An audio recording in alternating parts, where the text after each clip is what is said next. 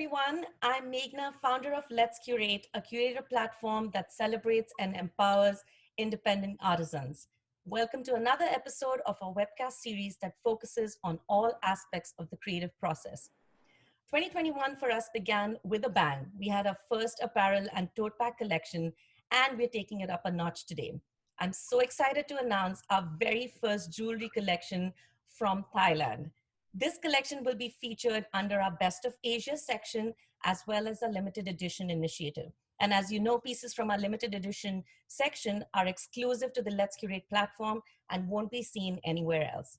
Without further ado, I'm so pleased to introduce Lucija Perko and Titaka Tansul, also known as Joy, sustainable jewelry designers from Thailand.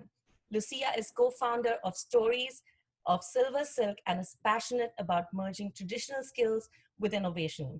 Joy, also co-founder and head designer, deems sustainable approaches to design as the future. They have created an exquisite and unique jewelry piece that I will present during this webcast.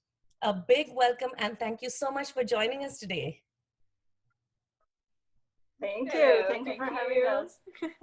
So I want to know, it's difficult starting a business by yourself. And I feel like it's even more difficult when you try to find someone who has the same dreams as you. So how did you two meet and what inspired your journey? Actually, she's my professor. Used to be. Yeah.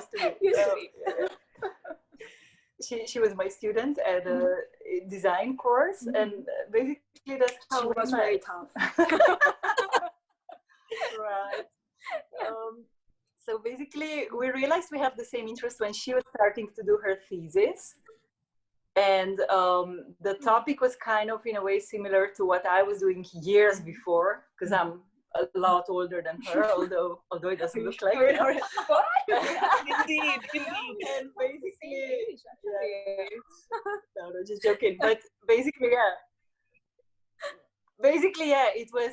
It had something to do with sustainability for both of our papers, and it had something to do with back to the handcraft, although it was in no way related to jewelry. In none of our cases, none of our studies were ever connected to silver or jewelry making. It was basically product design, interior design. But then we ended up kind of finding the same interest in the heritage. Yeah, the heritage was behind the local communities as well. Yeah. So that's how we met. Yeah. You know, it's I always run into this issue because Let's Curate also focuses, sustainable is the wave of the future. I agree so much with Joy. And of course, we also need to work so hard to preserve traditional arts, which are quickly disappearing. People have been doing things for years and years and years, and then suddenly it's not lucrative anymore. And then the younger generation decides not to go ahead with it. And that's a huge loss, which we won't realize now, but many years down the line, we'll wake up one day and we will say, what happened to that? Where did this painting come from? How was this made? And we won't have any clues. How has it been trying to merge the idea of sustainable design, which is a relatively new concept and a much needed concept, with the idea of preserving old traditions? It's two very different and difficult concepts, and to kind of merge that in your design element, how has that been? We didn't really see it as two different concepts. For us, it's at the base of the design thinking behind the objects, because in Thailand, silver making is not something that's disappearing. What's disappearing is the ancient techniques, which we focus on basically. And also what we wanted to focus on was to diversify, because it's really kind of a flat offer from design point of view. Everybody's doing the same thing. Therefore, the techniques are there, and there's a lot of items being made, but although they're handmade, they might look like they're machine made or factory made, right? True. So this is what we wanted to focus on: sustainability, as in preserving the traditional way of making, but in the same time creating something very new, because you cannot really be offering the same kind of, let's say, plug earrings that Hill tribe women were wearing 200 years ago, because that's not how we wear earrings today anymore. So it doesn't make sense to create a piece that would sit in a museum for us. I mean, it might make sense, of course, for someone, but not for us. So this is what was at the base. And just to add on that, we also focusing on like the traditional way of living. So we want people who is the producer of the product to be able to live their usual life, so they don't have to come to the big city to work in a factory. They can just be there with their family, and this is the way that we kind of create the sustainable communities there as well. Right. So the whole process of making is based on the whole community, basically. So we try to co-involve as many families in the community as possible, from packaging to silver making and so on and so on. So in this way, it's also sustainable, and it's proving successful because the community we work within is it's a traditional community, and also the young people, they, for example, they wear traditional clothes.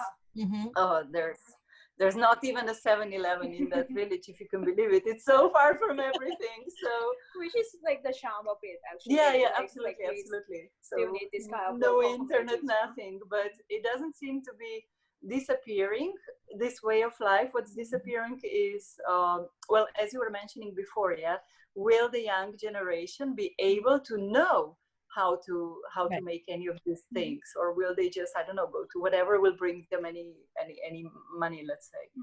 Yeah, and we hope that in doing so, we hope that we are part of it, that helps. To make them proud of their heritage, so that they're proud of seeing, oh, okay, this is the Karen style. Karen is the Hill tribe people. That's how they're called, that we work with. Okay. So it's about that too, so that the heritage is not only being carried on, I don't know, for some people who are very far away from what we're doing, let's say, but also for the people who are making them and living in this particular community, so that they're proud of their own products. Traditions as well. That's wonderful, because I feel like it's also, you're adapting to the times, you're moving along, but you're not leaving the core of the art behind. You're kind of like taking it ahead, and you're turning it into something that works well for everyone. And so I think that's a great approach to take. I would love to show the stunning, exquisite limited edition piece that you've created, especially for the Let's Curate community. And I would love to know all about it. How did you come up with the design? Who was the person who actually, came up with the structure? I'm going to wear it. I'm going to wear it because I just cannot resist. So I have to show everyone this app. This is so beautiful. It is extremely, from the customer point of view, it's very lightweight. It's got this phenomenal shape. I feel like it could go well with, Western wear. I'm from India. We wear saris a lot. This would be stunning on a sari. I mean, I can actually imagine myself wearing this. I want to take it off and give a close-up view of this. I mean, I just cannot, I have no words. I am so in love with this. Can you tell me a little bit about this piece?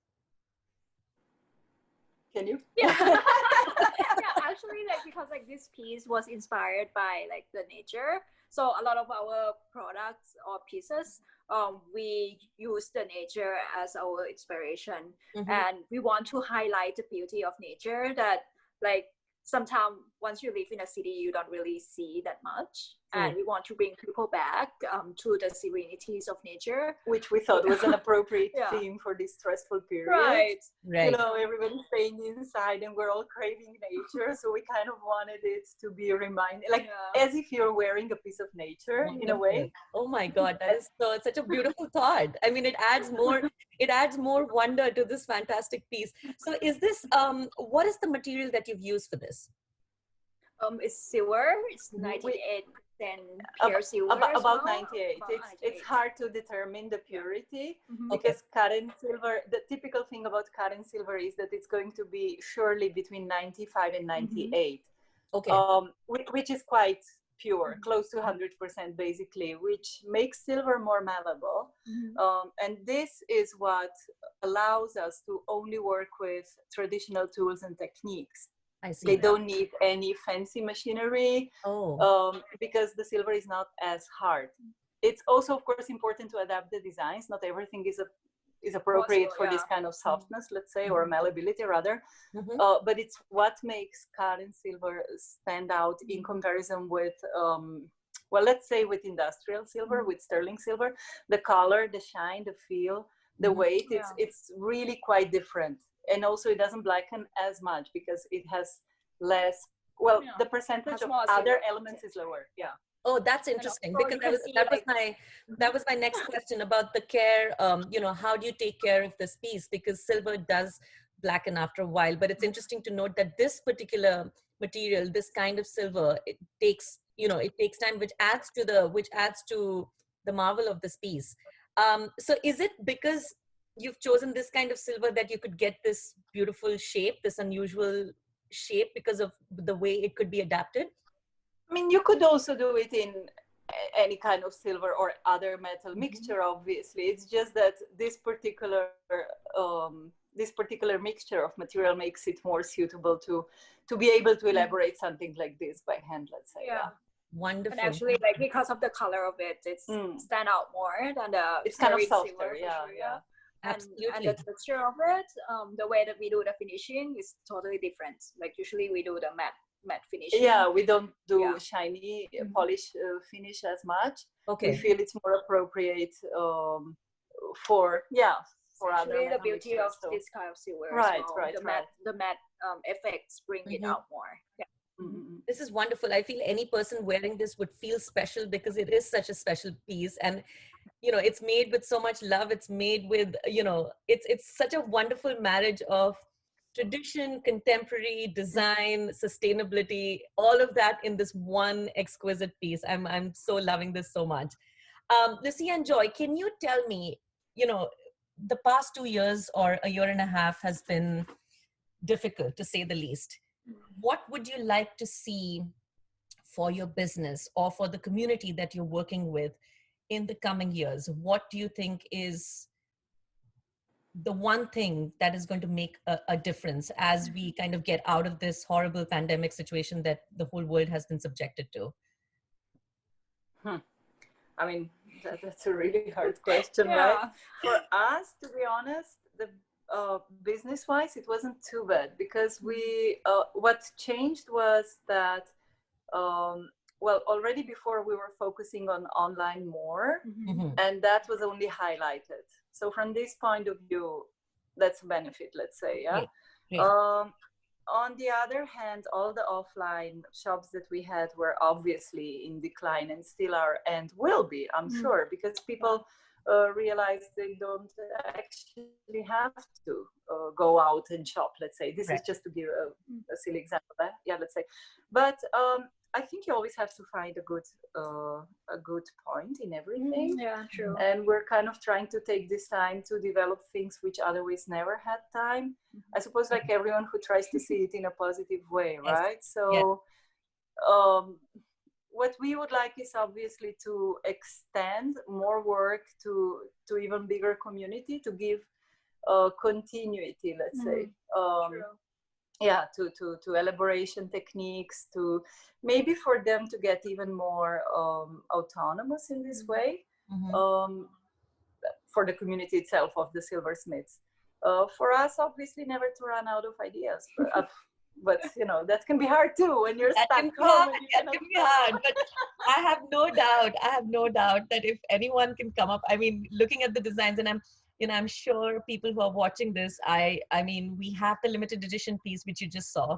We also have a whole range, which we will feature under Best of Asia, and you'll just see the wondrous stuff that Lucia and Joy have made. So running out of ideas, not happening anytime soon. I'm quite confident with this pair for sure. I want to remind everyone that this webcast will be posted on our YouTube channel and social media channels very soon. So please stay tuned for more updates. Follow us on Instagram at @let's_curate. A big thank you to you, Lucia and Joy.